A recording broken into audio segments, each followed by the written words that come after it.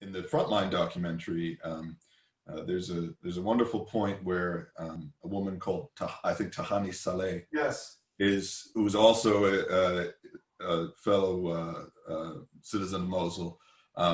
She comes into the documentary and she talks about, you know, a woman quite a lot to lose in this new regime, feels like she's been entirely abandoned by her country, by the world, and she finds MosulEye online.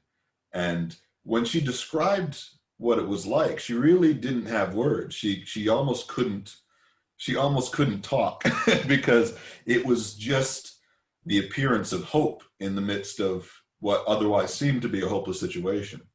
The idea that somebody else was out there thinking the same thoughts. The entire world hadn't gone completely insane, right? You know that I was as surprised as you are when I watched the documentary. Oh, really?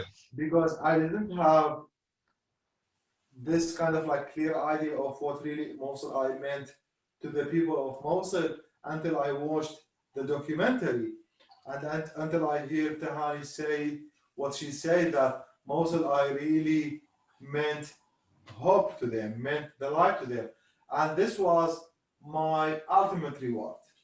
I mean, if the people of Mosul felt that MosulEye was their hope, then like this is the only reward I would take with me in my next life. That I would always feel happy that I did this, no matter what the cost was.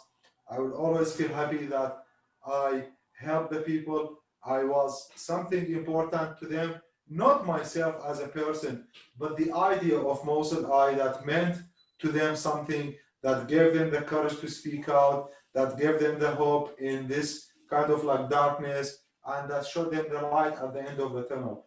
Well, it was a lot. I mean, it clearly kept some people going, and it kept a fire going that, again, for it to go out would have been the end. Yeah, I started receiving messages from the people of Mosul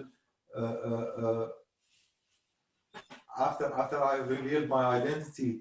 Like they were saying really things that I never believed that I would hear them. Like they would say like, I cannot browse MosulEye, so what I do is I call my relative in Baghdad and send a coded message asking them to check MosulEye and then get back to me with the information so I know what's happening in Mosul. Yes. And tell you that we are both living in Mosul.